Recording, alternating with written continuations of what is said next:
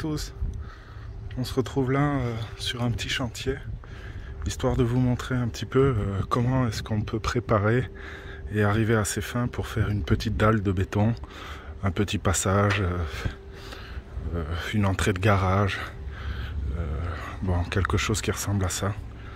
Voilà, on est un petit peu dans le travaux public entre guillemets. Donc voilà, on voit une dalle existante. Voilà. On voit que c'est un hangar et le propriétaire veut faire un passage parce que l'enrobé s'était affaissé. L'enrobé s'était tout craquelé et commençait à vraiment partir en lambeaux, en morceaux. Donc voilà, pour le transpalette, etc., ça commence à devenir compliqué, surtout les manuels, j'imagine. Donc voilà, tout simple. On trace d'abord un coup de disqueuse pour faire un ancrage, comme on appelle, une belle ligne bien propre pour que ce soit bien droit. Et puis on va décaisser à la cote voulue. On prend toujours soin de regarder, par exemple à ce niveau-là, on voit le filet. Là en l'occurrence c'est un passage de gaine d'eau. Donc toujours prendre le temps de bien vérifier qu'est-ce qu'il y a en dessous, parce que si vous arrachez une durite électrique ou une gaine d'eau, ça devient problématique. Là en l'occurrence il n'y a que de l'eau et on peut voir qu'elle est vraiment très proche. Elle n'est même pas à 5, 6, 7 cm du sol.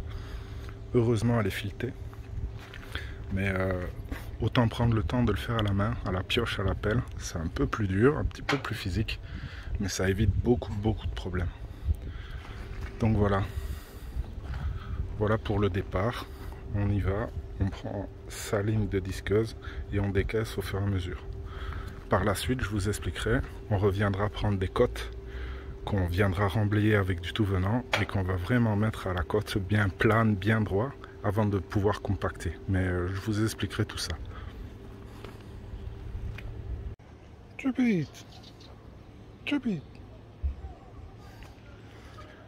Et voilà, on avance tout doucement. On avance aussi dans la journée. Donc voilà, je suis ce filet. Je me cale à ras, tout doucement. Beaucoup de travail manuel, plus qu'à la machine, pour pas faire de bêtises.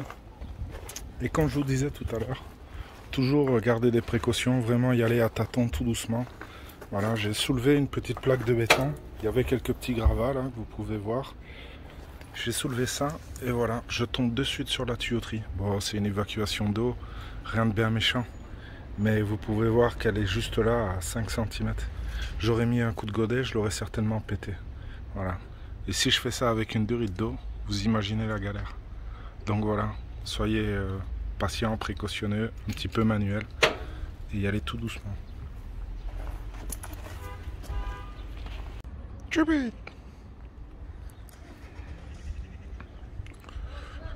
Jour 2 les amis. Voilà, hier j'ai pas mal avancé. Deuxième jour, j'ai fini d'enlever la couche d'enrobé. J'ai gratté la hauteur à l'œil, à peu près, essayer d'avoir les 12 cm dont j'ai besoin. Et une fois qu'on est à peu près plat, du moins à l'œil, plus ou moins, sans trop se prendre la tête, en faisant attention aux tuyaux qu'on trouve en dessous, etc. Voilà, j'ai tiré mon cordeau avec les points de repère du niveau fini.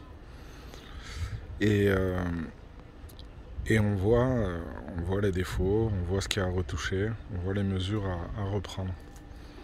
Donc voilà, là je suis 5 cm trop haut, il faut que je descende. Là on n'est pas trop mal, etc. etc.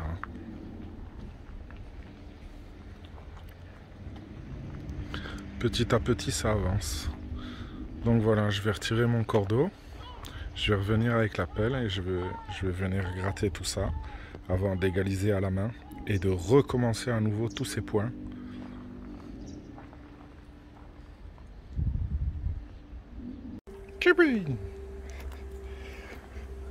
Et nous voici au jour 3 de bon matin, à peu près 8 heures. Donc hier soir, je vous expliquais, j'ai pris les cotes pour pour bien avoir les 12 cm requis partout. Donc j'ai tracé mon cordeau, j'ai pris les mesures, j'ai fait des points au sol. On voit encore les petites traces. Et je suis repassé partout pour aplanir tout ça. Donc voilà, on voit la trace 0 qui est restée apparente puisque j'ai pas dû gratter à ce niveau-là. Et tout le reste a été retravaillé. On voit que c'est quand même bien plus propre, bien prêt. On voit aussi que je suis passé avec la petite compacteuse, histoire que ce soit bien tassé, avant de pouvoir mettre la ferraille, etc. etc. Pardon. On peut voir aussi les traits de cordeau pour avoir mon repère lors du coulage. Comme ça, je ne suis pas embêté, je sais où je dois aller. Et voilà. La suite au prochain épisode. Je vous montrerai les ligatures, les ferrailles, etc. Et quelques piges que je mettrai à gauche à droite pour faire un niveau à partir du centre là. Un peu partout sur le centre, comme ça j'ai des repères lorsque je coule. Voilà, voilà.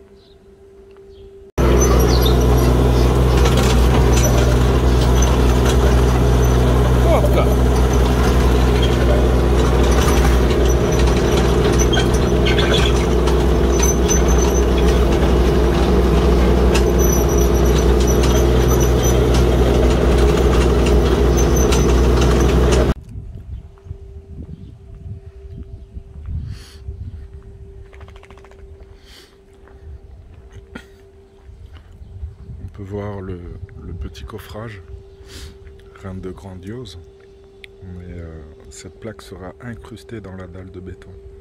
Donc j'ai coffré pour faire un petit joint avec des planches fines, et comme ça on pourra poser cette plaque dans la dalle de béton. Alors que celle-là est plus haute et le béton n'arrivera pas au-dessus, donc celle-là ressortira. Voilà, des petits détails. Rien de grandiose, ce sera juste une dalle de béton. Ensuite, après les ligatures et compagnie, là je vais empiler je vais enchaîner les ferrailles, je vais les dispatcher au sol avec 30 cm de croisement, surélevé par des petits cailloux en dessous, histoire que le béton aille bien en dessous et au-dessus. Le top, c'est que la ferraille soit bien au milieu du béton. Voilà.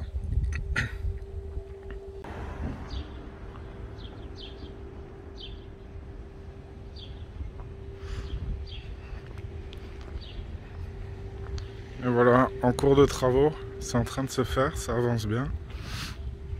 Donc voilà les ferrailles hein, qui prennent vraiment un maximum de place, même si là il n'y a pas de passage de camion ou quoi que ce soit. Mais le plus important, ça reste le croisement. Dans la maçonnerie, ils préconisent minimum 30. Moi là j'ai fait des bordées de 40-45. Faut pas hésiter parce que c'est ça qui fait la solidité des raccords. Au moins j'ai pas besoin de mettre des tors de 8 ou de 10 en renfort. Le croisement suffit à lui-même. Une fois bien ligaturé, on est bien. Pensez à bien les attacher pour ne pas qu'ils se relèvent lors du coulage. C'est embêtant d'avoir les ferrailles là qui ressortent pour lisser et puis il faut recouper après. C'est pas beau, c'est pas propre, c'est pas bon. Voilà. Mieux elles seront attachées, moins vous serez emmerdé. Ça sert surtout à ça les ligatures. Et puis voilà, tout simplement des petits cailloux, une cale en bois, des cales en mortier, comme vous voulez. Hein. L'important c'est que le béton puisse passer en dessous. Et ne surélevez pas trop, parce que une fois que le béton passe en dessous, il peut aussi soulever le treillis soudé. Donc 2 petits centimètres, ça lui suffit. Il va se relever à 3-4. Et là, on est bien au milieu, on est plus ou moins au milieu de la dalle. Voilà. Et le top, c'est d'avoir au moins 5 de béton avant d'arriver à la ferraille, quoi. Si toute la ferraille ressort est apparente, c'est pas bon non plus. Donc voilà, à partir de là, il n'y a pas de souci. Tout ira très bien. Hein, vous voyez bien qu'elle n'est pas très stressée, la petite vodka. Tout va bien pour toi, hein? Jour 4 les amis, c'est parti pour le coulage, tout est préparé. Tout est ligaturé, rehaussé. Le camion vient d'arriver. C'est parti.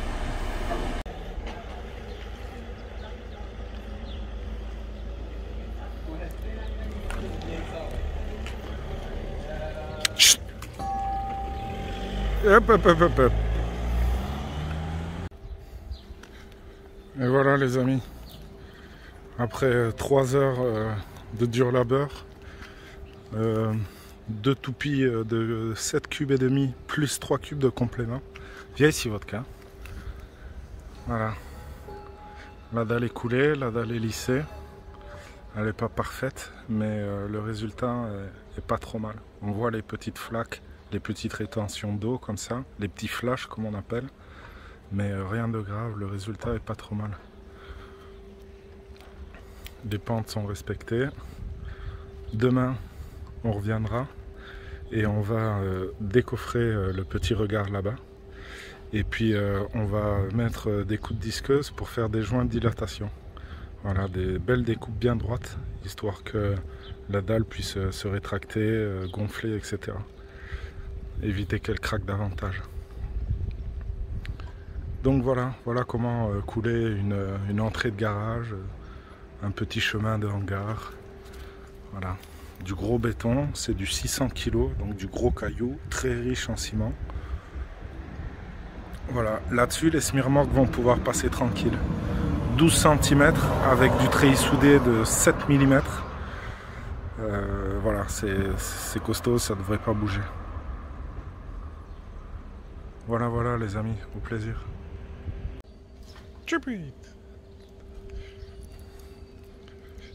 Et voilà la petite dernière les amis. Voilà le résultat final. On voit qu'il y a encore un petit peu d'humidité à ce niveau-là. C'est en train de sécher, ça va devenir tout blanc. Et voilà le résultat final. Donc on est plutôt satisfait. Quelques petites craquures de surface. Bon, il faisait chaud ce jour-là. On a eu beau arroser. C'est compliqué d'avoir un résultat parfait. Surtout que c'était pas lissé avec la lisseuse ou un hélicoptère ou quoi que ce soit. C'était vraiment un lissage, un débulage traditionnel. Mais on est plutôt satisfait. Voilà.